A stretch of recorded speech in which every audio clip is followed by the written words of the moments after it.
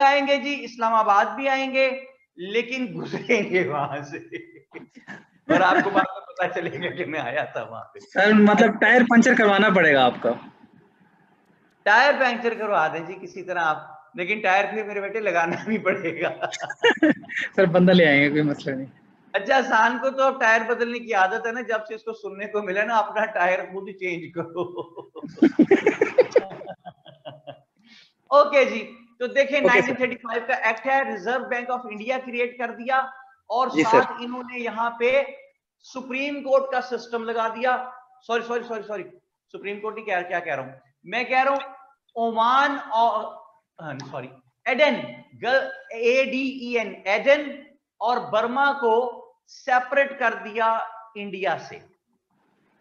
Aiden है Saudi अरब की तरफ और बर्मा है म्यांमार, बांग्लादेश से इस तरफ। इन दोनों इलाकों पे भी ब्रिटिशर्स का कब्जा था, लेकिन वो चलाते इसको इंडिया की ट्रेरी में से थे। तो it was a long awaited desire of the Indians कि आप इसको इंडिया के खजाने से मत चलाएं, आपका तो आधी दुनिया पे कब्जा है, तो आप सारे इंडिया के खजाने से चलाएंगे। तो इस तरह ये इनको अलग कर दी। ये है 1935 का एक्ट, और उसकी मेन बड़ी बड़ी बातें मैंने आपको लिखवाई। फिर under the light of this 1935 acts, यार ये क्या है एडमन? जी सर। यार इसलिए तो मेरी क्लास यहाँ ना रखा करो भाई। ये देखो ना अब क्या चल रहा है वो मेरे सर पे। सर ड्रिलिंग हो रही है। पता नहीं यार ड्रिल है या क्या है, ये उससे ईंटें काट रहे हैं, क्या कर रहे हैं। बहुत खुदा की कसम, इतना बड़ा इदारा है यार एडमन हमारा, 10,000 कमरे हैं, किसी और कमरे की मेरी क्लास यही करनी होती है आप लोगों ने। अब वो मैं साथ कल बंदा लेके आऊंगा एडमन, ठीक है, उसे कहूंगा इसे गोली मार दे पता चले अगले दिन वो और मजदूर ले आए, उसको भी गोली मार देंगे। तो फिर कौन सा फार्मूला फिट होता है आसान यहाँ पे?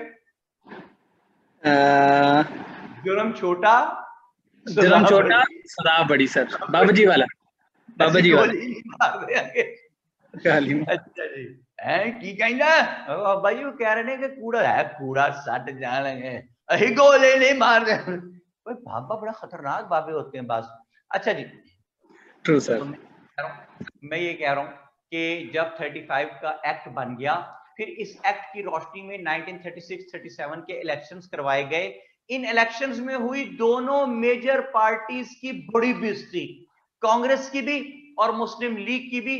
टोटल 1771 सीटें थी। इन 1771 सीटों में से कांग्रेस जीत सकी सिर्फ 706 सीटें जीत सकी कांग्रेस, और मुस्लिम्स की 498 सीटें थी, जिसमें से मुस्लिम लीग सिर्फ 106 सीटें जीत सकी, यानी अराउंड 20-21%। तो मैं ये कहता हूं कि भाई दोनों बड़ी जमातें, those who used to raise these slogans that they were the solo representatives of their respective communities, दोनों का स्लोगन गलत साबित हुआ।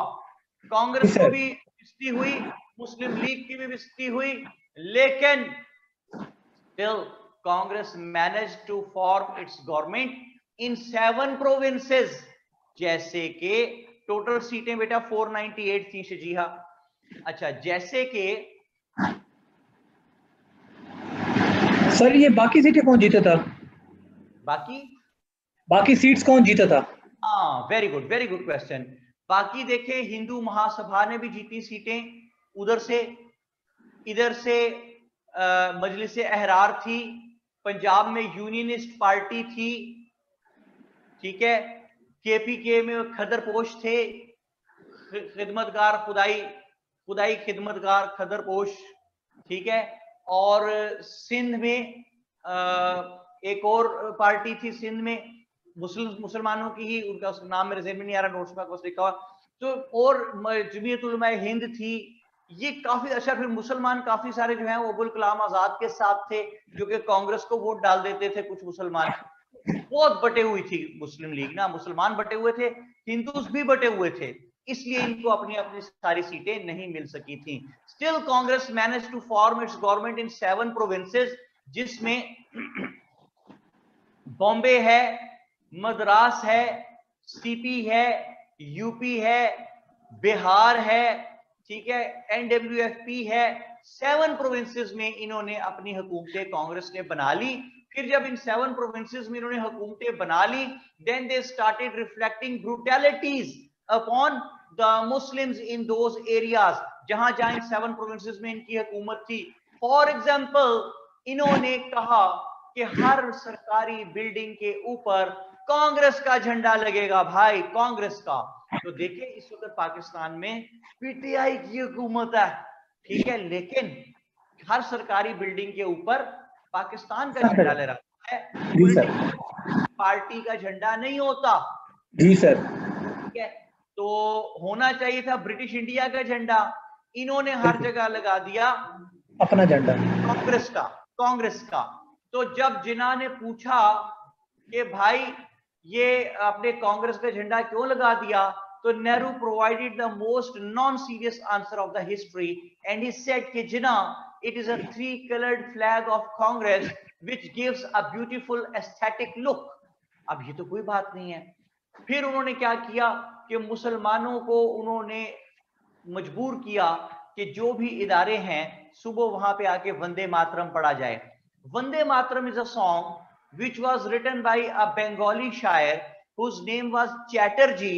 1874 में उसने ये सॉन्ग लिखा था। इस सॉन्ग की थीम ये है कि ये जो मुस्लिम्स हैं ये इन्वेडर्स हैं, ये घुस बैठिए हैं, ये जबरदस्ती हमारे इंडिया में आ गए हैं और हम पे कब्जा करके बैठे हुए हैं। ठीक है जनाब? जी सर। सर ये सेम वंदे मातरम है जो अभी पढ़ते हैं वो? जी जी वही है वंदे मातरम, बिल्कुल अच्छा, सेम है। अच्छा जी, इसके बाद आप ये देखिए कि 3 कलर्ड फ्लैग ऑफ कांग्रेस है। फिर उन्होंने मुसलमानों के साथ जो है वो बड़ा नारवा सलूक रखा और उन्होंने गौ रक्षा स्कीम लिया है, गौ रक्षा। ओके। गौ रक्षा यानी गाय ज़िबा नहीं कर सकते। अच्छा जी, फिर अजान पे पाबंदी लगा दी। जब अजान होने लगती थी तो मस्जिद के बाहर खड़े होकर शोर मचाने लग जाते थे, ऊंचे ऊंचे गाने गाते ताकि अजान डिस्टर्ब हो। दिल बदतमीज मुझे तो तेरी लत लग गई, ऐसे गाने ना बाहर खड़े होके मस्जिद के बाहर जी करते सर। थे। तो फिर लड़ाई हो जाती थी, लड़ाई होती थी तो केसेस बनते थे तो इन्होंने जुडिशरी को इन्फ्लुएंस कर दिया। यानी किसी जज को ये इजाजत नहीं थी कि अगर किसी हिंदू मुस्लिम का मुकदमा चल रहा है तो वो उसका फैसला कर दे अनलेस कि जज के साथ कांग्रेस का बंदा आके बैठा हो। तो जुडिशरी वाज इन्फ्लुएंस्ड, गौ रक्षा स्कीम वाज देयर, अहिंसा स्कीम लेके आए, AHINSAA, अहिंसा। अहिंसा का मतलब होता है नॉन वायलेंस। तो हमारे तो मजहब का बुनियादी सतून है जिहाद। अच्छा, फिर लेके आए विद्या मंदिर स्कीम, यानी स्कूलों का नाम कहते हैं मंदिर कर दो। तो उससे क्या होता है, उससे डिस्क्रिमिनेशन खत्म हो जाती है। मतलब हिंदू बच्चा आया जी, कहां से आ रहे हो जी? मंदिर से। मुसलमानों का बच्चा है, कहा जी मंदिर से। तो डिस्क्रिमिनेशन खत्म हो गई आपकी। मेरी बात समझ रहे हैं आप? जी सर। आप इस पे गौर कीजिए कि ये डिस्क्रिमिनेशन खत्म कर रहे हैं। विद्या मंदिर स्कीम है, अहिंसा स्कीम है, गौ रक्षा स्कीम है, अजान प्रोहिबिटेड है, 3 कलर्ड फ्लैग हर जगह लगाया है, विद्या मंदिर स्कीम, सॉरी वंदे मातरम गाने को कहते हैं। हर ऑफिशियल बिल्डिंग में स्कूल के बाहर गांधी जी की मूर्ति लगा दी है और उसको झुक के आप ग्रीट करके आगे जाए। तो मुसलमान गैर अल्लाह के आगे नहीं झुकते, हमारा अपना तरीकाकार है। तो इसमें भी मुसलमानों को एतराज था। So these kind of brutalities were reflected upon the Muslims।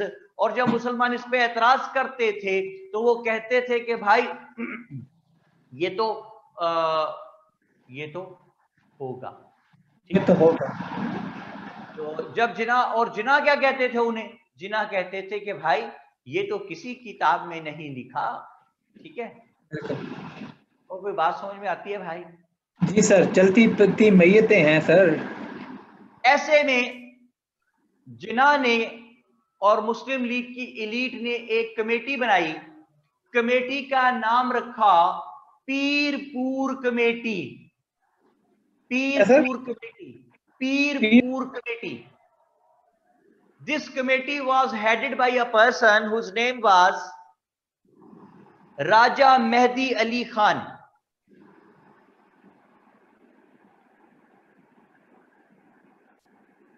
यार ये किस किस्म की मनहूस मशीन है भाई, क्या है ये एडमन? ये क्या ड्रिल तो नहीं है ये क्या करते हैं इससे? ड्रिल से कितने दिन से कर रहे हैं ये?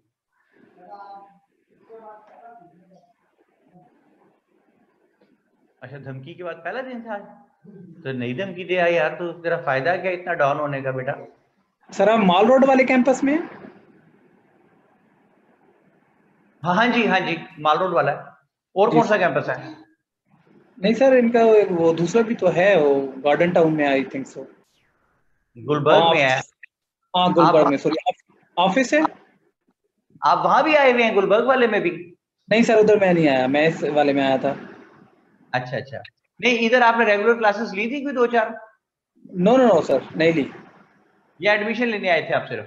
सर मैं जस्ट मतलब एडमिशन और थोड़ी सी एडमिन से इंफॉर्मेशन कलेक्ट करनी थी। कब आए थे आप?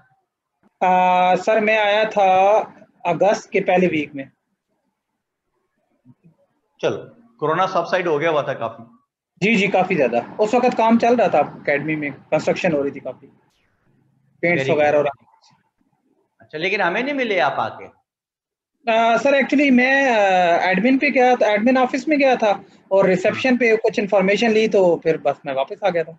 अच्छा बेटे, जब भी आए ना यहाँ पे आप लाहौर, जब भी आए या जी वर्ल्ड सर। टाइम जब भी आए, तो मुझे ना बताएं बिल्कुल, अच्छा? Okay sir. नहीं, मैं यहाँ नहीं होता ना भाई, मेरा मतलब है क्लास पढ़ाता हूँ चला जाता हूँ, मैं रुकता तो नहीं, मैंने अपने ऑफिस पहुंचना होता है भाई। जी जी सर। एक बंदा ना सर्कस में मुजाहरा कर रहा था, उसने जनाब 15 चरगे, 15 बिरयानी की प्लेटें हैं जी, 8-10 कोरमे की प्लेटें, 20-25 नान खाए, लस्सी के 8-10 गिलास पिए। लोगों ने बड़ी तालियां बजाई, बड़ी तालियां बजाई, कहा वंस मोर, वंस मोर। अच्छा, वो बंदा जो है वो सर्कस का मालिक आ गया, कहता सरकार आपका आइटम बड़ा हिट हुआ है, एक दफा और कर दें। उसने कहा भाई मैं नहीं कर सकता। कह रहे एक दफा और। उसने जनाब फिर 15-20 चरगे, 15-20 बिरयानी की प्लेटें, 15-20 कौरमे की प्लेटें, 15-20 नान, बोतलें और लस्सी के गिलास फिर पी गया। वो फिर लोगों ने शोर मचाया, वंस मोर, बड़ा हिट हुआ आइटम। वो सर्कस का मालिक फिर आ गया, कहता है सर एक दफा और कर दे, आइटम बड़ा हिट हो रहा है। कहता है यार क्या मुसीबत डाली हुई है तुमने, तुम्हारा ही काम करता रहूं यहाँ बैठ के, वो घर जाके कोई रोटी शोटी ना खाऊं। ठीक है। सर बट साहब होंगे। अच्छा जी, मरियम क्या कहते हैं? सर क्या, मुझे समझ नहीं आ रही, नहीं समझ नहीं आई। मरियम दोबारा लिखो बेटे, मेरे से पढ़ा भी नहीं जा रहा क्या लिखा हुआ। सर क्या पार्टिया में लेट होगी? नहीं समझ आई बात। क्या पढ़ा दिया? हाँ, जिदे टिडते वट नहीं हो बट, दानियाल इमरान कहते हैं जी। बहरहाल ये मुझे नहीं जी, मैं इससे एग्री नहीं करता। बड़े बड़े स्ट्रॉन्ग वो स्मार्ट लोग भी फिर रहे होते हैं भाई, ऐसी तो बात नहीं है। ठीक है, तो मैं किसी के बारे में कोई पर्सनल ऐसी बात नहीं करता है, कोई हर्ट हो और नाराज होने का चांस किसी का पैदा हो भाई। लेकिन एक बात सुनी हुई है तो कह रहा हूँ, वीडियो अपोलोजाइज, कि अब पुत्र बटांदे नहीं रजते। ठीक है, ये वैसे एक बात है, ये मैंने नहीं कही भाई, ये वैसे लोग कहते हैं। अच्छा जी, अब तक क्या कवर करवा दिया? मरियम बेटी ये पूछ रही है कि अब तक क्या कवर करवा दिया।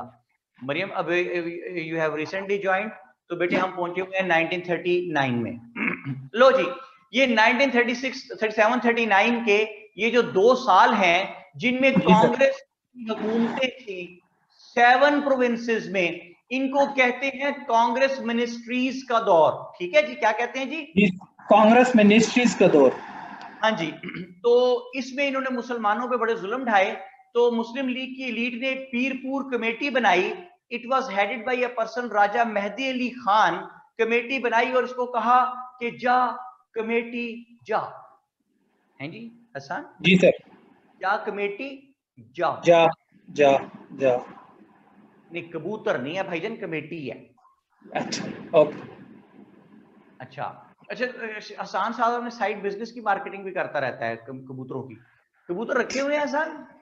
नहीं सर। कोई पेट रखते हैं आप? No sir. सर मैं एक्चुअली घर ही बहुत कम रहा हूँ थ्रू आउट सारा, हॉस्टल, कॉलेज भी बाहर, फिर हॉस्टल भी बाहर, यूनिवर्सिटी लाइफ भी, फिर जॉब भी बाहर, तो घर रहा ही नहीं, अभी आया हूँ कुछ अर्सा पहले। तो अब घर वापस आ गए हैं? जी सर। तो अब घर वाले कहाँ गए हैं? निकल गया। वो आगे निकल का भाई ने इसके साथ नहीं गुजारा हो सकता।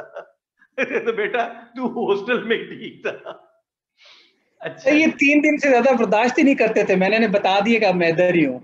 हाँ पहले आपने बता मुलाकात हुई है सर। दिया, ये ना कहें कि आपने बता दिया कि अब आप इधर ही हैं, आप कहें कि आपने धमकी दी कि अब आप इधर ही रहेंगे। अच्छा जी। जी सर। तो चलें जी। तो पीरपुर कमेटी को कहा कि इन 7 प्रोविंसेस में जा, घूम फिर कमेटी और खबरें इकट्ठी करके ला कि कांग्रेस के इन 2 सालों में अब तक मुसलमानों पे कितने जुल्म ढाए गए हैं। कमेटी निकल गई। क्या करने गई है कमेटी हसन?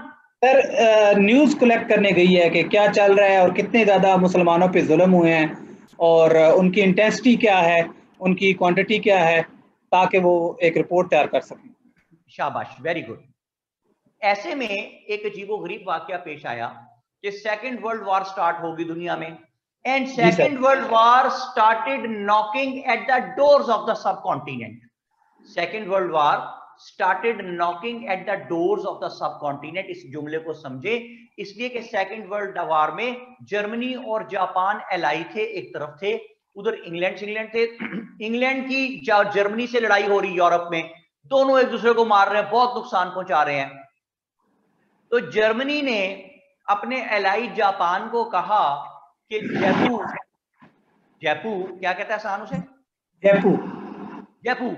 कहा जयपू देख मैं यहां लड़ रहा हूं, इस मुश्तरका दुश्मन को मार रहा हूं, तू भी तो कुछ कर जयपू। तो जयपू ने कहा कि जर्मनी भाई आप जरा मैप देखें, कहां यूरोप आप और इंग्लैंड लड़ रहे हैं जहां, और कहां दूर इस तरफ ईस्ट की तरफ मैं इधर जापान, और फिर मेरे बाजू देखें छोटे छोटे टमाटर जैसे, मैं कैसे उनको मारू पकड़ के इतनी दूर से, मैं क्या कर सकता हूं? तो जी सर। जर्मनी ने कहा देख जयपू तू ऐसे कर कि जरा सा नीचे उतर इक्वेटर की तरफ, वहां से वेस्ट की तरफ इंडिकेटर देख के निकल, साथ ही इंडिया है। जी सर। बात समझ आई आपको? जी जी सर, आई बिल्कुल, कि सब कॉन्टिनेंट में जाओ। हाँ जी, तू इंडिया को पकड़ के मार, क्योंकि वहां जी इंडिया सर। में भी ब्रिटिशर्स हैं, इन्हीं की हुकूमत है। जयपू बिल्कुल ने सर। कहा, जयपू ने कहा ठीक है पान। जयपू क्या कहता है आसान? ठीक है पान। ठीक है पान, जाना मैं हूं नहीं जाना, मैं बंदे भी नाल लै जाना। ठीक है, जी सर। मुंडे नाल लै के जाना। मेरा एक स्टूडेंट है, वो एडवोकेट है, तो क्योंकि बिल्कुल छोटा एज का ना, 21-22-23 साल का, तो जी सर। इमेच्योरिटी से उसको नए ने ना वो उसने ग्रुप ज्वाइन किए है एडवोकेट्स में। अब हर वक्त उसको ये होता है कि मैं मुंडे लैके चलिया नाल, उथे सर मैं उथे गया, थाने पहुंचे, मुंडे आ गए ने नाल। मुंडे आ गए ने, मतलब वो इस बात पे खुश है कि मेरा ना ग्रुप बन गया एक बदमाशी का, समझ लें, या डॉन टाइप हर चीज ना। और सारो और चलान कटिया, मैं उन्होंने दसिया मैं वकील हाँ, ना कर बंदा बन, और सारों ने चलान ही कट दिता है। सर जी फिर मैं फोन किया, बस सर फिर मुंडे आ गए ने। मुंडे क्यों आ गए ने उत्ते? हर चीज रेस्ट में इन द हिस्ट्री सर। अरे मुंडे आ गए जी उत्ते फिर। तो इसके अब्बू की लड़ाई हुई किसी से, तो वो इसको थाने से फोन आया कि जनाब आपके, वो मोहल्लेदारों ने से फोन किया कि पुलिस आपके अब्बू को पकड़ के ले गई। ये थाने पहुंचा, तो कहता मैंने कहा फिर क्या हुआ? कहता सर मैं थाने गया हूँ, आगे एसएचओ नहीं बैठा, सीधा नहीं हो गया मेरे साथ वो, कहने लगा इन्होंने लड़ाइयाँ की हैं, गालियां निकाली मोहल्ले वालों को, तो बहरहाल इन्होंने, अब ये बुजुर्ग हैं तो मैंने इनको जो है मैं फॉरगिव कर रहा हूँ, माफ कर रहा हूँ, आइंदा मैंने इन्हें कहा जरा ध्यान रखें। तो मैं क्या, नहीं तू वरना तू की कर लेना सी जो बुजुर्ग ना होंगे।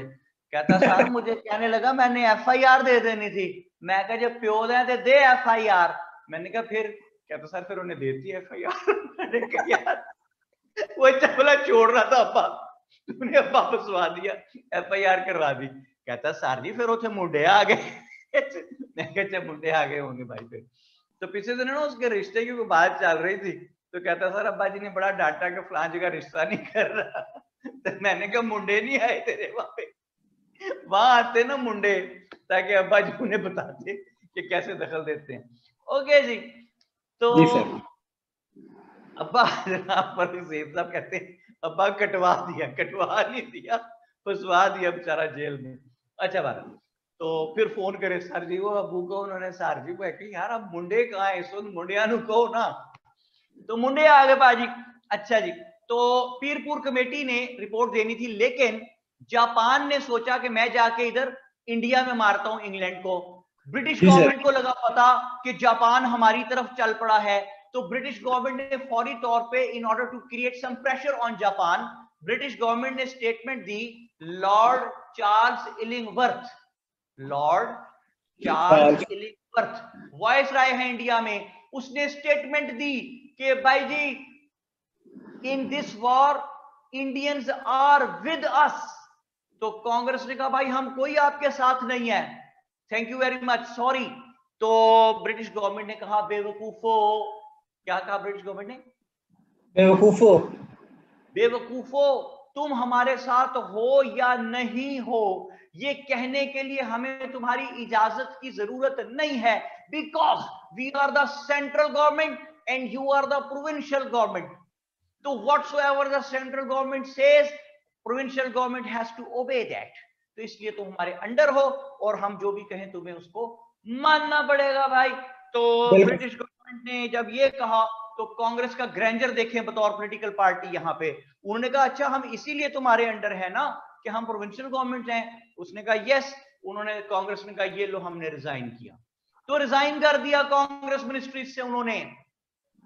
22 दिसंबर 1939 कांग्रेस मिनिस्ट्रीज के रिजाइन पे जिन्ना ने मुसलमानों को कहा कि day of deliverance, day of deliverance 22 दिसंबर 1939 यौमे निजात मनाओ मुसलमानों, डे ऑफ डिलीवरेंस, यौमे निजात, होम लेवल पे, स्ट्रीट लेवल पे, टाउन लेवल पे, सिटी लेवल पे, प्रोविंस लेवल पे, नेशनल लेवल पे, इंटरनेशनल लेवल पे मुसलमानों यौम निजात बनाओ, डे ऑफ डिलीवरेंस सेलिब्रेट करो, नच पंजाबन नच जिन्होंने। अच्छा जी, ये सारा जी इस तरह जो है ये सेलिब्रेट हो रहा था। आसान बात समझ में आ गई? जी सर, बिल्कुल आ रही है सर। उधर पीरपुर कमेटी अपनी रिपोर्ट ले आई। जी सर। ये जो रिपोर्ट है पीरपुर कमेटी की, it's very important. Pirpur committee की जो रिपोर्ट है इट इज वेरी वाइटल, इसलिए कि ये पाकिस्तान बनाने में दूसरा अहम रोल अदा किया पीरपुर कमेटी ने। जैसे कि आपको पता है कि पहले इकबाल के क्वेश्चन के आखिरी 2 वर्ड्स पे पाकिस्तान बना था, उसकी वजह से पाकिस्तान के पास सेपरेट इलेक्टोरेट कायम रह गया था। अब ये पीरपुर कमेटी जो रिपोर्ट लेके आई है, इसे तारीख में कहते हैं पीरपुर रिपोर्ट। इसकी वाइटल इंपॉर्टेंस है। इस कमेटी ने ये तमाम ब्रूटैलिटीज, ये तमाम मजालिम जो मैंने आपको सुनाए, जो कांग्रेस मिनिस्ट्रीज इन 7 प्रोविंसेस में मुसलमानों के साथ 2 साल करती रही, ये तमाम रिपोर्ट पीरपुर कमेटी ने लिख के दी। और मुस्लिम लीग की इलीट इस नतीजे पे पहुंची कि अभी तो कांग्रेस वालों को हुकूमत मिली थी 7 प्रोविंसेस में अंडर द ब्रिटिश गवर्नमेंट। फिर जुमला सुने हसन, पीरपुर रिपोर्ट पढ़ने के बाद कांग्रेस ने जो जो मजालिम किए थे उनकी तफसील थी पीरपुर रिपोर्ट में। वो पढ़ने के बाद मुस्लिम लीग की एलीट इस नतीजे पे पहुंची कि अभी तो कांग्रेस वालों को हुकूमत मिली थी under the central government of Britishers. बिल्कुल सर। तो इन्होंने हमारे पे इतने जुल्म किए हैं, तो अगर कहीं अंग्रेज चला गया, which was always on the cards के अंग्रेज को जाना ही था, तो अगर अंग्रेज चला और तमाम सेंटर में भी फिर हिंदू होंगे, being majority in the number, centre में भी हिंदू होंगे, प्रोविंसेस में भी हिंदू होंगे, फिर ये मुसलमानों का क्या हशर करेंगे। तो इन्होंने तमाम छोटी डिमांड छोड़ दी पीरपुर कमेटी की। पीरपुर रिपोर्ट पढ़ने के बाद तमाम छोटी छोटी डिमांड छोड़ दी और कहा हमें सेपरेट इलेक्टोरेट नहीं चाहिए, 1/3 रिप्रेजेंटेशन नहीं चाहिए, जॉब्स में कोटे नहीं चाहिए, हाई कोर्ट में जज नहीं चाहिए, यूनिवर्सिटियां नहीं चाहिए, सोशल प्रोटेक्शन नहीं चाहिए, हमें चाहिए तो बस सेपरेट अलग मुल्क, ठीक है, सेपरेट होमलैंड चाहिए। उसकी बेस पे 1940 23 मार्च 1940 को यहाँ पे एक लाहौर रेजोल्यूशन का जलसा होता है, जो कि आजकल का इकबाल पार्क, और पहले इसको मिंटो पार्क कहते थे। यहाँ जी पे सर। जलसा हुआ 23 मार्च 1940। जिन्ना केम देयर, और इस जलसे में जिन्ना ने वाज़े तौर पे कहा कि Hindus and Muslims are two separate nations, Hindus and Muslims are two different Nations.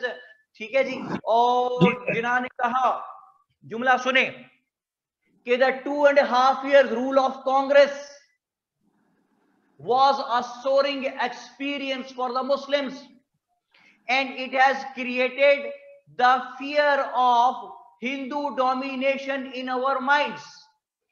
फरक देव कहते हैं जी मिंटो पार्क क्यों कहते हैं यार? फरक, अब कोई सवाल है बेटे पूछने का? मिंटो पार्क इसलिए कहते हैं कि लॉर्ड मिंटो के नाम पे, यार क्या हो गया?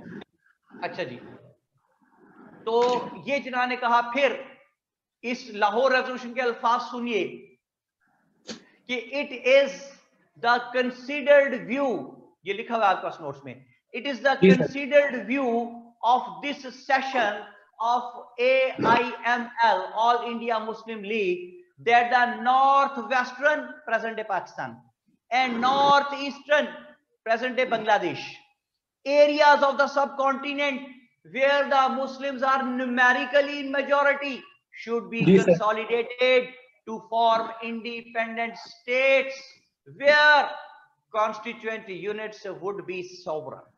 ठीक है जी, बात समझ आई आपको? जी सर।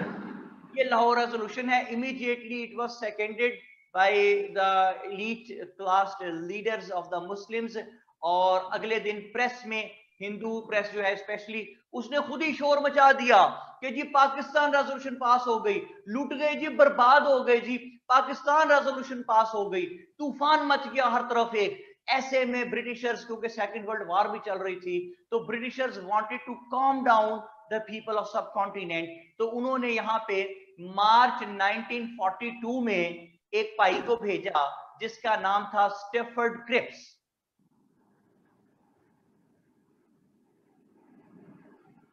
सर क्या नाम था? Stephen? Stafford Cripps, STAFFORD, Stafford Cripps. अच्छा जी, जरा एक साइड पे जरा लिखिए 1940 से लेके 1947 तक, ये हेडिंग ये बॉक्स में डाल दें, 1940 से 1947 तक। इसके नीचे लिखिए एक साइड पे लेफ्ट कॉलम बना के कांग्रेस, और नीचे लिखिए मुस्लिम लीग। लिख लिया? जी सर। कांग्रेस के आगे लिखिए कि ये क्या कहते थे। ये कहते थे वन नेशन थ्योरी,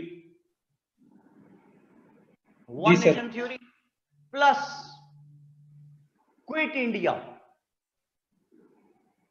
ठीक है, अब मुस्लिम लीग के आगे लिख लिए, ये क्या कहते थे? Two nation theory plus divide and quit India. ठीक है सर। जी स्पॉग में खटक कहती है, रिपीट कर दे, मैं रिपीट कर देता हूं जनाब, कि 1940 से 47 तक ये जो 7 years हैं, इनमें दोनों बड़ी जमातें कांग्रेस और मुस्लिम लीग दो दो स्लोगन्स पे चल रही थी। कांग्रेस कहती थी वन नेशन थ्योरी है प्लस क्विट इंडिया, इंडिया से तुम जाओ ब्रिटिशर्स, और मुस्लिम लीग क्या कहती थी? टू नेशन थ्योरी प्लस, अंग्रेजों को क्या कहते थे कि डिवाइड एंड क्विट इंडिया, पहले डिवाइड करो फिर जाओ। जी सर। समझ आ गई जी बात? जी सर। ये 7 years इन्हीं दोनों स्लोगन्स पे चलते हैं।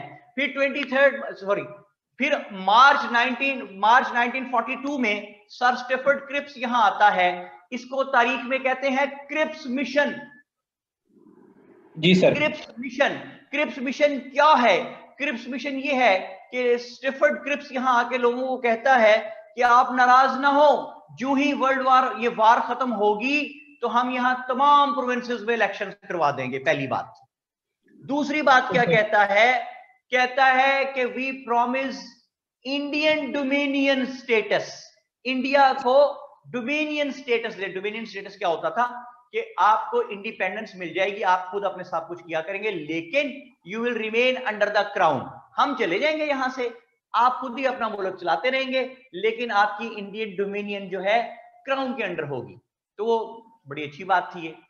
तीसरी बात वो ये कहता है क्रिप्स कि इंडियन डोमिनियन जो बनेगी पूरी, अगर कोई स्टेट उसका हिस्सा रहना चाहे तो रहे, अगर किसी स्टेट ने उसका हिस्सा नहीं बनना तो वो इंडिपेंडेंट हो जाए। ठीक है जी? जी सर। अब ये पहली मर्तबा इंडिया के किसी पार्ट की इंडिपेंडेंस की बात होती नजर आती है, जो कि क्रिप्स मिशन में नजर आई है। तो वो कहते हैं अलग हो जाए। लेकिन चौथी जरा क्लॉज सुने कितनी अजीबोगरीब है।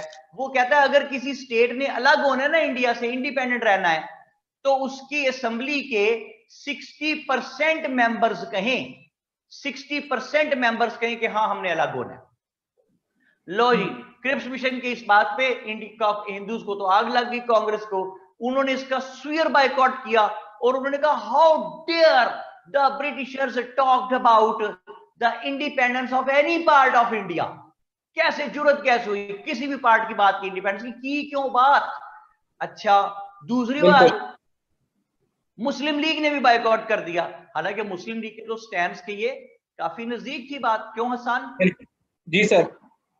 तो अब बात ये बनी कि कांग्रेस वाले जो है वो बायकॉट कर रहे हैं इसलिए कि आपने किसी भी हिस्से की इंडिपेंडेंस की बात क्यों की।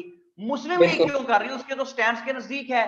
तो भाई मेरी बात सुने, एक आदमी का अब्बा मर गया, ठीक है, अब्बा को दफनाने लगे, तो कब्रिस्तान में उस बंदे ने ऐलान किया कि अब्बा जी से जिस किसी ने जो जो पैसे लेने मैं जिम्मेदार, मैं दूंगा पैसे का। लोग एक कहता 4 लाख दे दे, कहता 2 लाख देना है, कहता 3 लाख देना है इन्होंने। तो वो डर गया, शर्मिंदा नहीं हुआ, कहता ठीक है अब्बा जी उठ के कह दे इन्होंने देने हैं मैं दे दूंगा। ठीक है जी, बात मतलब समझे ना, अब्बा जी उठेंगे ना कहेंगे ना देने पड़ेंगे। तो अब मैं बात को रिलेट करता हूं, मुसलमान किसी जगह 60% थे ही नहीं। बिल्कुल 60% मुसलमान जब है ही नहीं तो वो कहेंगे ही नहीं, इंडिपेंडेंस का तो हमारे लिए भी बेकार हो गई। ठीक है जी सर। जी। तो इसका मतलब Cripps mission ended in a failure. दोनों बड़ी जमातों ने उसका बायकॉट कर दिया और उसको कंडेम किया। और जवाब में अगस्त 1942 में कांग्रेस ने क्विट इंडिया मूवमेंट स्टार्ट की। ये क्विट इंडिया मूवमेंट इतनी जालिम थी कि लाखों लोगों ने इसमें पार्टिसिपेट किया। मूवमेंट का ऑब्जेक्टिव क्या है कि ब्रिटिशर्स को कहा जाए क्विट इंडिया। वो तो ना हो सका, लेकिन ऑलवेज रिमेंबर माय वर्ड्स कि there are many movements in the world, those who do not get their prime objectives apparently, but those are having huge impacts on other sides in some other aspects। जैसे कि quit India movement ने लाखों की तादाद में लोग निकले, गांधी जी ने डू और डाई इसको कहा, लाखों की तादाद में हिंदू सड़कों पे आए, लोग आए। ब्रिटिश गवर्नमेंट ने बहुत मारा इनको, शूजो शूज कर दिया जी, मार मार के। क्या कर दिया आसान? शूजो शूज सर, शूजो शूज कर दिया, जॉगर्स मारे, वेकेशन मारे और जनाब जेलों में भर दिए, जेलों की जेलें भर गई। 1.5 साल तक ये मूवमेंट चली, तकरीबन दिसंबर 1943 तक चली। ये अपना ऑब्जेक्टिव तो हासिल न कर सकी, लेकिन it manage to show the Britishers that gone were the days when the Britishers were able to snatch the basic rights, the fundamental rights of the Indians. Gone were the days where they were not having the consciousness about their rights. Gone were the days when they were having obliviousness about their rights. Now the Indians had waken up. Now the Indians had got the consciousness about their rights. And now it would become very difficult for the British government to deprive them of and to hold their country for a longer period of time. हिला के रख दिया quit India movement ने Britishers को, और इसने natives को भी ये बता दिया कि if we become united तो what a great and strong power we can be. Moreover, quit India movement ने पूरी दुनिया को ये पैगाम दे दिया कि ब्रिटिशर्स ने हम पे कब्जा किया हुआ है और ये हमारे पे जबरदस्ती मुसल्लत है, and we want them to quit our country. तो दिसंबर 1943 तक ये मूवमेंट चली, quit India movement. It has got great importance और इसकी बड़ी कंट्रीब्यूशन है ब्रिटिशर्स को ये रियलाइज करवाने में कि अब ब्रिटिशर्स को यहाँ से जाना ही पड़ेगा। वक्त मुसलमान भी इसका पार्ट थे? सॉरी, मुसलमान इस मूवमेंट का पार्ट थे कि नहीं? जो मुसलमान जो कांग्रेस में थे वो इसका पार्ट थे, बिल्कुल थे, मुस्लिम लीग ने इसमें हिस्सा नहीं लिया। अच्छा जी, तो ये आपको मैंने बताई कितनी जबरदस्त किस्म की मूवमेंट चलाई कांग्रेस वालों जी ने। सर। नवंबर 1943 में खत्म हो गई, लेकिन बड़ा इंपैक्ट अपना छोड़ गई। बिल्कुल। ऐसे में 1944 में गांधी जिना टॉक्स, गांधी जिना टॉक्स, ये जो चेन आपके पास बना हुआ है ना पेज 41 पे, जी सर। उसमें चीजें सारा चेन लिखा हुआ 1947 तक हम जा रहे हैं। गांधी जिना टॉक्स, गांधी जी आए जिना के पास। गांधी का एक दोस्त था, उसका नाम था राजगोपाल आचार्य। राजगोपाल आचार्य। हाँ जी, अचार बड़े शौक से खाता था। Okay sir. और रोज घर में अचार गोश्त की डिश बनवाता था। जी ठीक है। सर। कौन सा अचार, आम वाला या लीमू वाला? अच्छा, आप ये देखिए कि हसान को हर वक्त अपने बिजनेस की फिक्र होती है। ठीक है, केड़ा अचार है जी, है सानू दसो ना, वंजो सानू दसो, सानू वंजो वंजो दसो कि अचार जो अंब वाला है, लीमू वाला है या लसूड़े वाला अचार है, केड़ा अचार है, सानू दसो जरा। ठीक है यार, हसान काम की बात हो रही है भाई, आप बीच में अचार की दुकान खोल के बैठ गए। सर माइंड गरम सर।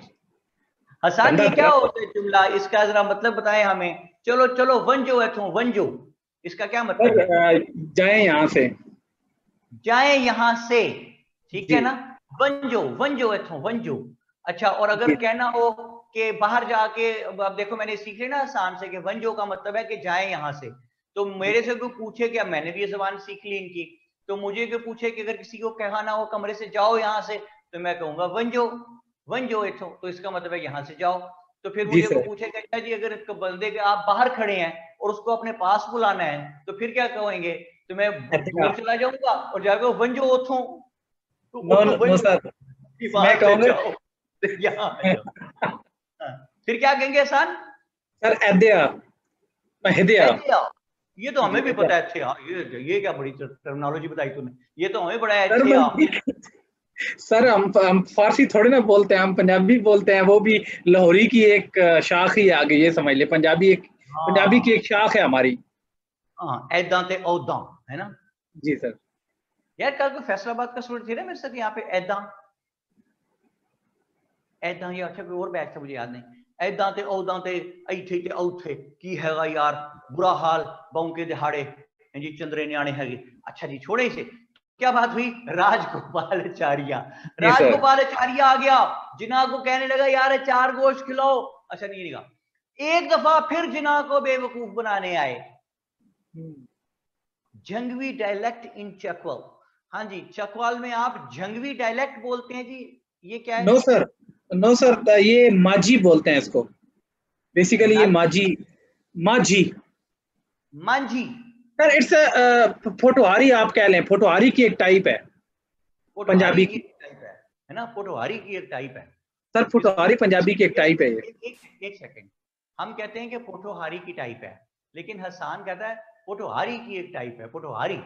ये आखिर में तेज क्यों हो जाता है जाके लफ्ज? सर ये वो बात कहना, एक्सेंट, शायद एक्सेंट का इशू होता है। सर मैं वहां पे गया था, वहां ठीक है, वहां यार, वहां पे गया था। अलिफ पे ज्यादा जोर डाल देते हैं यार सारा। अच्छा चले, मैं क्या कह रहा हूं भाई, मैं ये कह रहा हूं कि राजगोपाल आचार्य और गांधी जी आए और आके ठीक है। जिना को कहने लगे कि जिना, अगर आप वक्ती तौर पे, जरा प्लान सुने क्या है जिना, अगर आप वक्ती तौर पे पाकिस्तान की डिमांड छोड़ दें तो हम यूनाइटेड हो जाएंगे, यूनाइटेड हो जाएंगे तो पावर बन जाएंगे, पावर बन जाएंगे तो ये यहां से इनको निकाल देंगे ब्रिटिशर्स को, जब ये चले जाएंगे फिर हम आपस में बैठ के डिसाइड कर लेंगे कि कितना एरिया आपको देना है रहने के लिए पाकिस्तान, कितना हमने रखना है, कितना कंबाइंड डिफेंस रखना है, कितना आपके पास, कितना हमारे पास, कितनी एडमिनिस्ट्रेशन आपके पास, कितनी हमारे पास, कितना फाइनेंस आपके पास, कितना हमारे पास। वक्ती तौर पे बस है वही, इनको डराने के लिए वक्ती तौर पे आप पाकिस्तान की डिमांड वापस ले लें। तो जिना इस चाल में नहीं आए और गांधी जिना टॉक्स एनडीटी ने फेलियर, जिना ने इनकार कर दिया।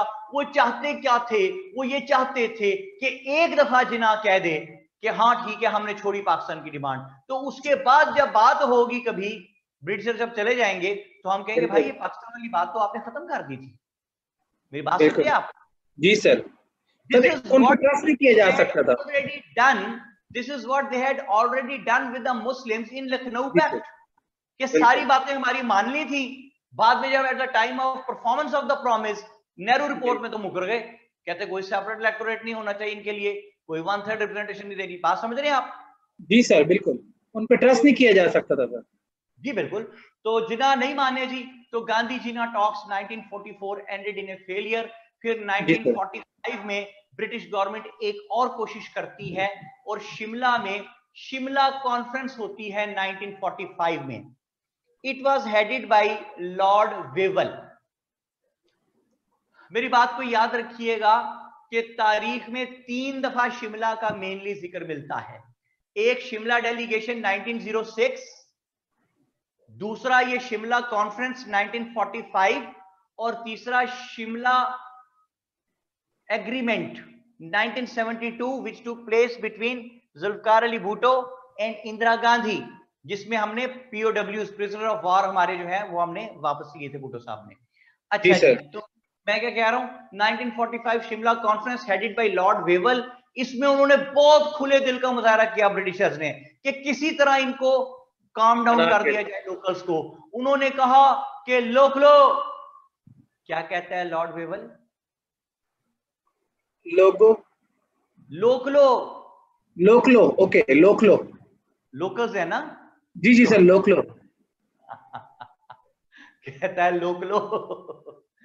वो सीटें जो 1861 में 12 से शुरू हुई थी, 6 हमारे 6 तुम्हारे, 1861 में 16 हुई, सॉरी 1892 में 16 हुई, 8 तुम्हारे 8 हमारे, 1909 मिंटो मॉर्ले 1909 60 हुई सीटें, ठीक है जी, जिसमें से 28 officials, 22 non officials.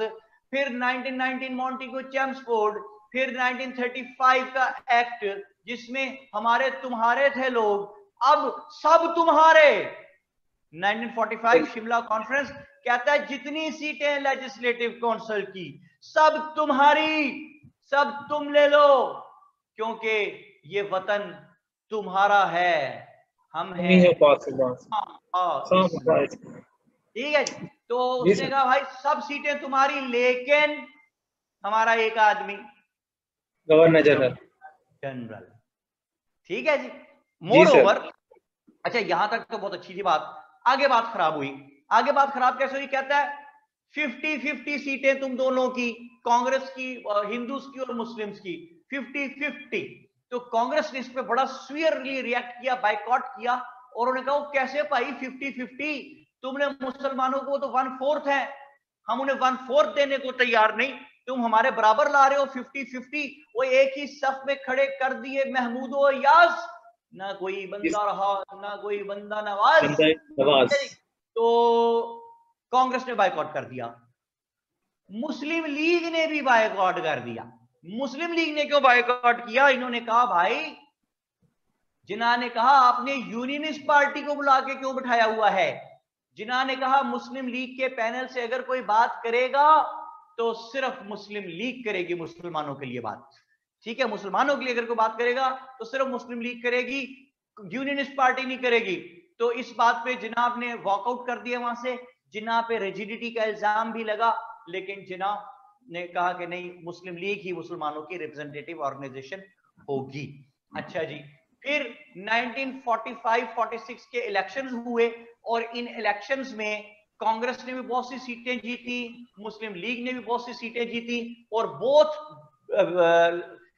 political parties, major political parties managed to fulfill their slogans, come up to their slogans कि they were the solo representative of their respective communities. इसके बाद जब ब्रिटिशर्स ने देखा कि इनएविटेबल हो गया है, अब इनको इकट्ठा रखना, डिवाइड करना ही पड़ेगा, तो उन्होंने कैबिनेट मिशन यहां भेजा 1946 में। कैबिनेट मिशन जो है इसमें भी सर स्टेफर्ड क्रिप्स इसका हिस्सा था, इसमें एक भाई था सर अलेक्जेंडर, ठीक है जी, ये आए यहाँ पे lord Alexander, lord Stafford Cripps, एक भाई और था, ये तीनों यहाँ आते हैं, कैबिनेट मिशन देते हैं 1946 में। और कैबिनेट मिशन क्या है? कैबिनेट मिशन ये है भाई कि पूरे इंडिया को उन्होंने 3 ग्रुप्स में तकसीम कर दिया, ए, B and C.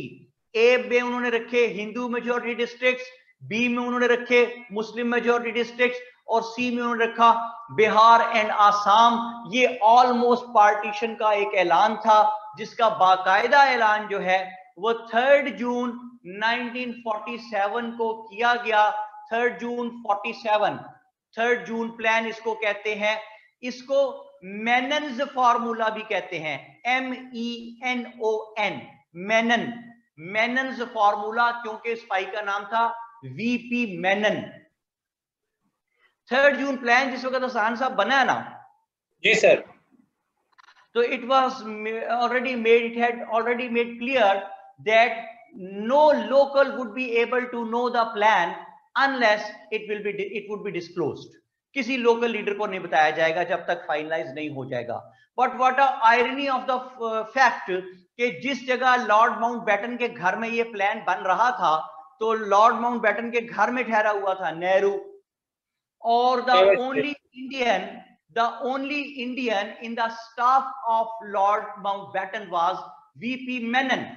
VP Menon ने ये प्लान बनाया और लेके आया।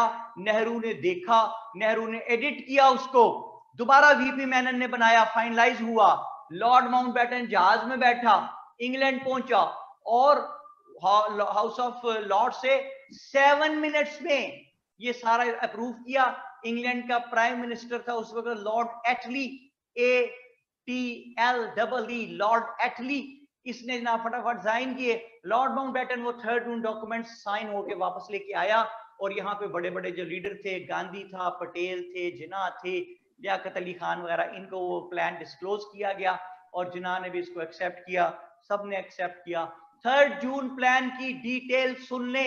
5 सूबे हैं which are required to be categorised, कि इन्होंने नई डोमिनियन में जाना, नए कॉन्स्टिट्यूएंट यूनिट में जाना है। न्यू कॉन्स्टिट्यूएंट यूनिट कौन सा है हसन? पाकिस्तान, ठीक है जी सर। तो 5 सूबे हैं लिखने। पहले ऊपर सबसे लिखे सिंध, नीचे लिखे KPK, उसके नीचे लिखे बलोचिस्तान, उसके नीचे पंजाब लिखें, पंजाब के नीचे 3-4 लाइनें खाली छोड़ें, फिर बंगाल लिखें। ओके हो गया जी सर। सिंध कैसे, सिंध का क्या बनेगा जनाब?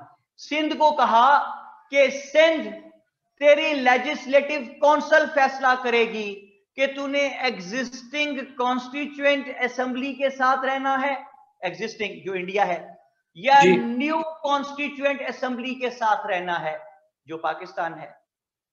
तो सिंध की लेजिस्लेटिव काउंसिल ने कहा कि मैंने न्यू कॉन्स्टिट्यूएंट यूनिट असेंबली के साथ रहना है जो कि पाकिस्तान है। समझ आ गई जी बात? जी सर। KPK को कहा कि KPK तेरे में होगा रेफरेंडम, और रेफरेंडम कौन करवाएगा?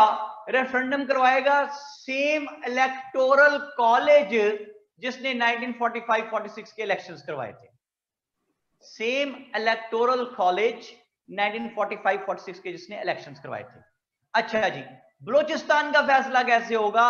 उसको कहा कि बलोचिस्तान तेरा जिरगा सिस्टम फैसला करेगा कि तूने न्यूली फॉर्म्ड कॉन्स्टिट्यूएंट असेंबली के साथ रहना है पाकिस्तान के साथ, या एग्जिस्टिंग कॉन्स्टिट्यूएंट असेंबली इंडिया के साथ रहना है। ये तो काम था जी, सीधा सीधा ये तो हो गया।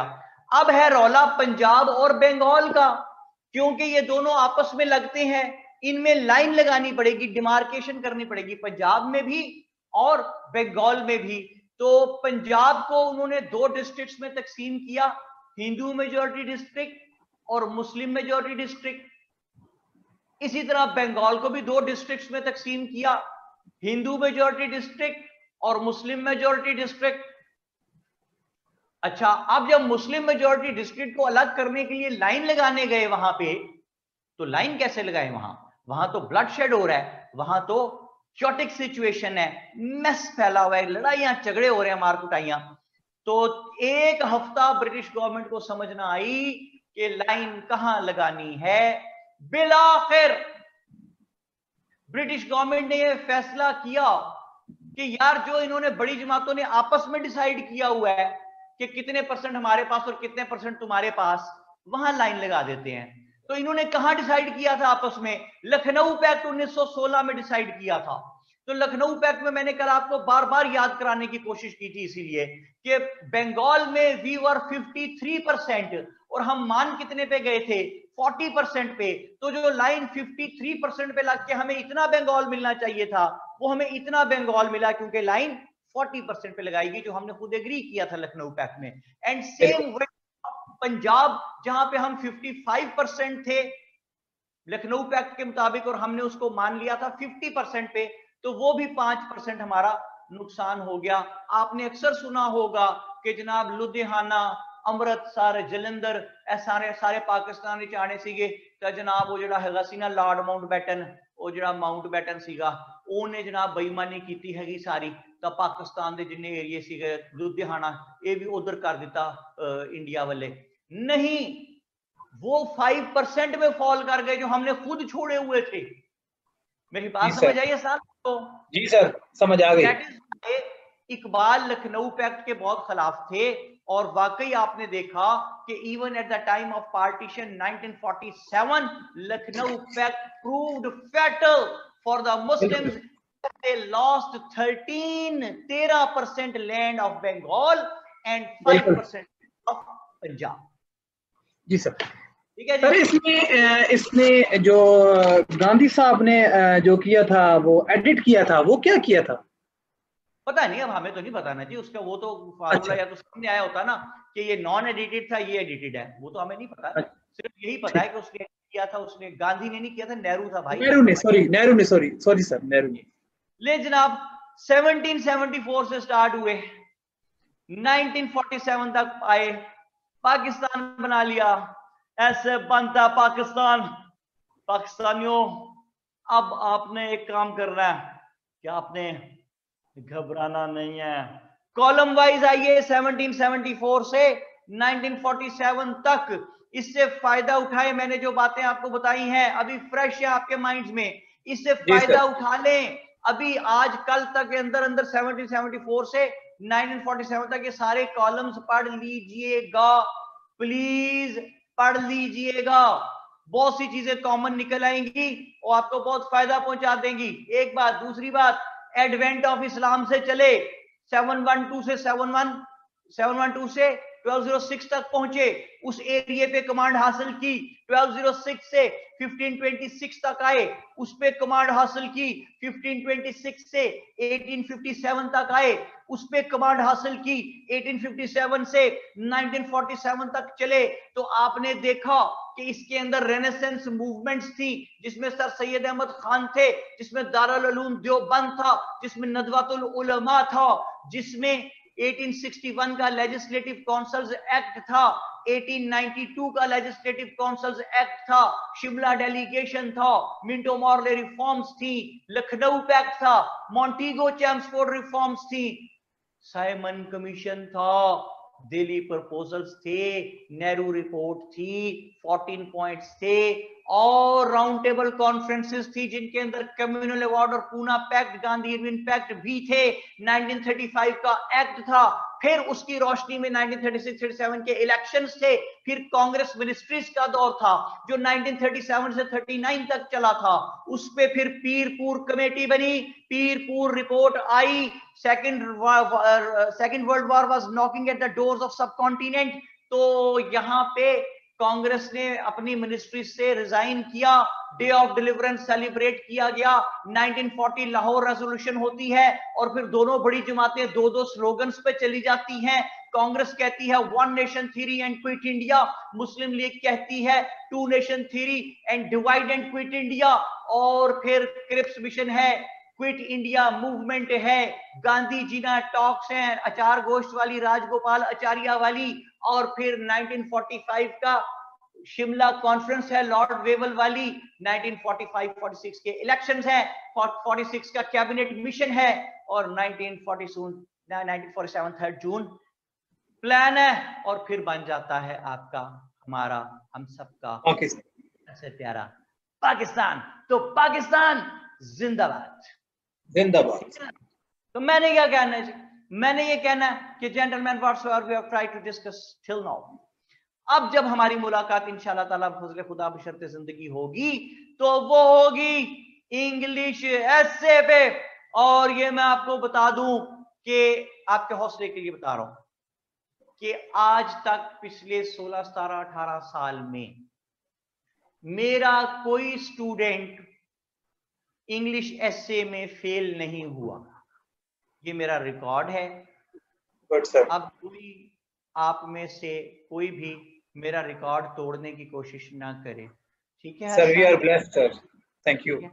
तो ये इंशाल्लाह ताला जब हम ऐसे स्टार्ट करेंगे तो you people will see to it कि ऐसे एक कितनी आसान चीज है और हम उस पर कितनी कमांड इंशाल्लाह हासिल कर लेंगे।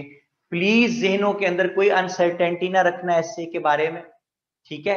सिर्फ बाकी सब्जेक्ट्स पे पूरा फोकस करें, तवज्जो करें, तैयारी करते रहें। जो ही हम ऐसे पे पहुंचते हैं आप हैरान परेशान रह जाएंगे कि ऐसे दर हकीकत कितनी आसान चीज है और उसको पेश कैसे दुनिया में किया जाता है। जो बंदा घर से CSS करने निकलता है उसको बताया जाता है कि यार बाकी तो सब हो जाएगा, ऐसे ओल नहीं होना। नहीं, ऐसी कोई बात नहीं है। जो कोई ऐसी बात आके कहे, जो कोई आपको डिस्करेज करने की कोशिश करे ऐसे पे, तो हसान समेत आप सब ने उस मिल के उसको कहना है चलो चलो वंजो एथो वंजो वंजो, ठीक है जी? वंजो है तो सारे वंजो है तो वंजो लिखे जरा, यहाँ पे क्या कहेंगे? WANJO वंजो, वंजो एथो वंजो, चलो वंजो वंजो, ठीक है जी? तो इस तरह से हम डिमोटिवेट नहीं होंगे। सर ये जो एक क्वेश्चन है सर कि इसमें हमारे पास आगे जो करंट इश्यूज हैं पाकिस्तान के और पाकिस्तान अफेयर में, वो कोई और टीचर पढ़ेगा या आफ्टर पार्टीशन? जी बिल्कुल, इंशाल्लाह पढ़ाएंगे आपको। और वो अच्छा बड़े बड़े लायक किस्म के जो हमारे स्कॉलर्स हैं, eminent scholars are visiting world times, तो वो आपको पढ़ाएंगे। 47 से ऑनवर्ड्स लेके आएंगे आपको 2020 ओके तक। मैं इसलिए नहीं करता बेटा कि फिर मैं बहुत एक्सर्ट हो जाता हूँ, ठीक है? जी जी, बहुत जाता हूँ मैं, तो मैं इसलिए कोशिश करता हूँ कि बस मैं उतना काम करूँ जितना मैं कर सकूं। मेरा काम है आप लोगों को रास्ते पे डाल देना। अब देखें जिस तरह हम एडवेंट से चल के आए हैं 1947 तक, जिस तरह हमने कॉन्स्टिट्यूशन डेवलपमेंट की है 1774 से 47 तक, आप लोग माशाल्लाह हाईली क्वालिफाइड लोग हैं, बड़ी बड़ी यूनिवर्सिटीज के पढ़े हुए लोग हैं। आपने कभी इतनी डिटेल में एक एक साल के बीच में से गुजर के आप ऐसे कहीं नहीं पहुंचे हुए, ठीक है? आपको बस आउटलाइन बता दी जाती है, बात कर ली जाती है, बाकी जाके स्टूडेंट को खुद ही करो जाके। लेकिन मैं पूरी जिम्मेदारी खुद लेता हूं क्योंकि यहाँ पे भाई बादशाह टाइप लोग भी मौजूद हैं जिनका नाम है उस्मान असलम मुगल साहब, बादशाह हैं। तो बड़ा ध्यान रखना पड़ता है, बादशाह मौजूद हो ना तो ध्यान रखना पड़ता है। अगर आप बादशाहों की मौजूदगी में जरा सी भी गलत बात कर दें तो वो क्या कहते हैं आपको? वंजो है तो वंजो।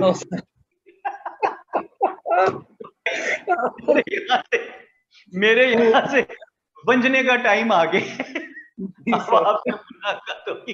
इंग्लिश एस्से में जी, ठीक है जी? और मैंने कहना मोस्ट सोगिया क्या कहती most favourite sentence is on the way that will made my day. ठीक है जी, फेवरेट सेंटेंस ही आपका गुस्ताखी माफ सर, ना चीज है हम।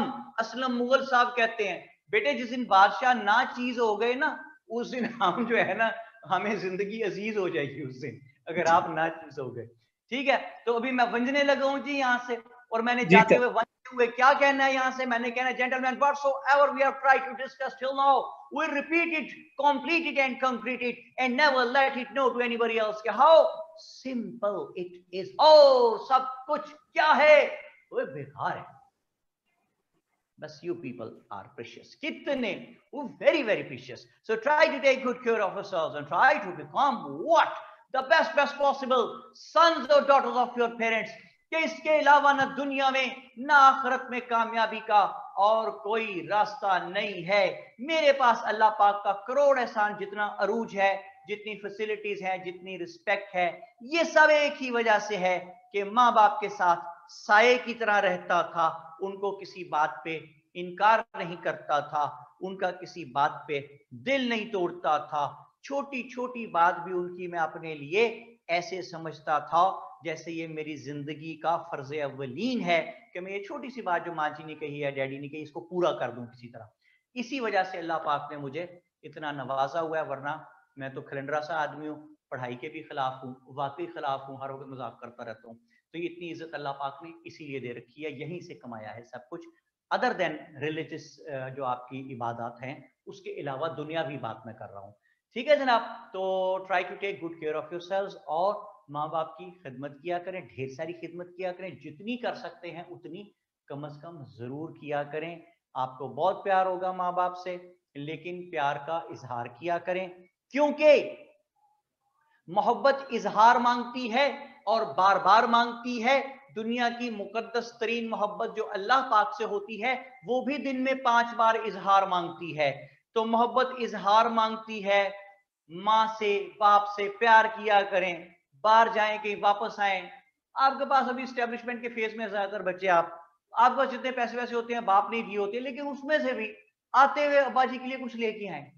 आप यकीन करें वो आपको कहेंगे क्यों चुक लिया ना, ना पहला मेरे को नहीं चाहिए, छड़िया कर ना लिया कर, लेकिन बाद में हर आने वाले को बताएंगे यार मेरा बेटा जब जाता है मेरे लिए कुछ उठा के ले आता, मेरे से बड़ा प्यार करता है यार। ठीक है, शहर से बाहर आए हुए हैं, रोज फोन किया करें, बताया करें कि अब्बा जी यहाँ सब कुछ है, बस मैं आपको बहुत मिस करता हूँ। वो बड़े खुश होंगे कि मेरा बेटा जो है वो मुझे, आपको डांटेंगे और तू अपना काम करने भेजा, तू मैनू मिस कर रहे हो, उसे अपना काम कर, दिल आके काम करेगा, पढ़िया कर, लेकिन उनको दिल में खुशी होगी कि मेरा बेटा मुझे याद करता है, मेरा बेटा मेरे से प्यार करता है। तो मैं ये कहता हूं कि जन्नत में जाने का बेहतरीन रास्ता है माँ बाप की खिदमत करें, क्योंकि इसके अलावा अगर कोई और रास्ता है तो उसका मुझे इल्म नहीं है। See you all next time in some other class.